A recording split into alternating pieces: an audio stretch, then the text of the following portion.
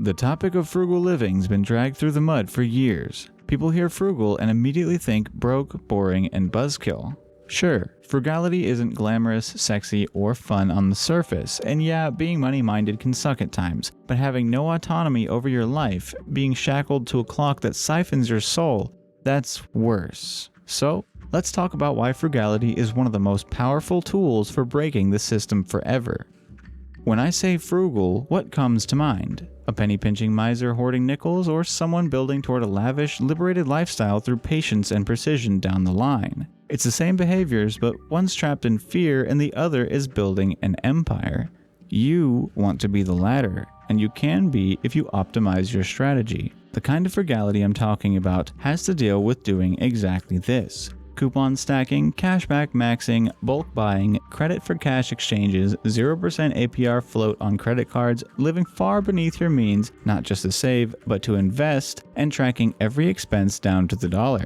This is all in order to buy back one single thing: freedom. People will call you cheap, some will mock your methods, but time marches either way you put it. So what will yours say? That you played the long game and won, or that you listened to broke minds giving broke advice? Every purchase should answer, is this a need, a want, or both? And if any one of those things, to what extent and for how long?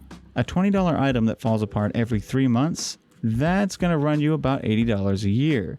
But a $200 item that's going to last you 5 years is going to not only be higher quality, but last much longer and cost less when you look at time as a factor.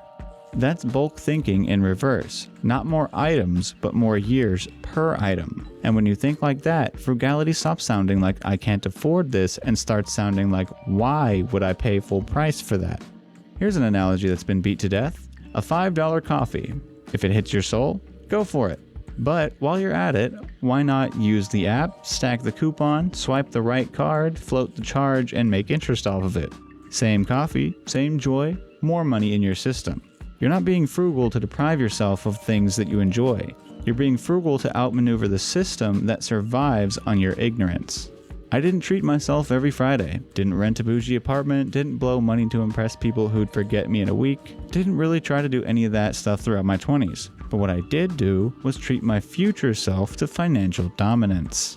Now, 6-figure portfolio, perfect credit, 0% APR float on credit cards currently making interest through an arbitrage strategy, passive lending income, and a vault of life skills most people will never unlock. And since you found this channel, now you have the chance to do so as well.